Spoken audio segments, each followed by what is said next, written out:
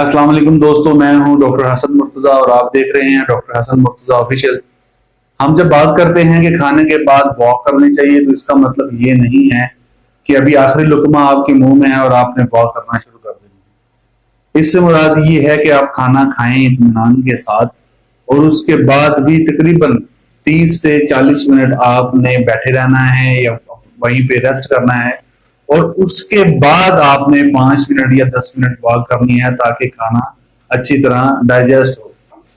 खाने के बाद वॉक ना सिर्फ नाश्ते में जरूरी है, दोपहर के खाने में जरूरी है, बल्कि रात के खाने के बाद वॉक करना बहुत ज्यादा जरूरी है। इवन कि यहाँ तक कहा जाता है कि चाहे आपको कांटों पर ही क्यों ना चलना पड़े, रात के खाने के बाद आपने वॉक जरूर करनी है। लेकिन याद रहे कि ये वॉक खाने के फौरी बाद नहीं है, खाने से कम अज कम आधा घंटे से लेकर 40 मिनट के वक्फे के बाद वॉक है।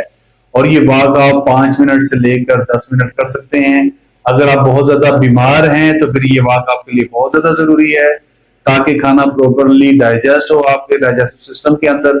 लिहाजा आप जितना चल सकते हैं आपने उतना चलना है। 2 मिनट चल सकते हैं, 1 मिनट चल सकते हैं, 3 मिनट चल सकते हैं। आपने खाने के आधा घंटे बाद वॉक जरूर करनी। अच्छा दोस्तों, एक बात मैं और साथ बताता चलूं कि वॉक में और जॉगिंग में फर्क होता है। वॉक का मतलब ये है कि टहलना, आहिस्ता आहिस्ता चलना, और जॉगिंग का मतलब ये होता है कि आपने जंप लगाते हुए दौड़ लगानी है या आपने भागना है।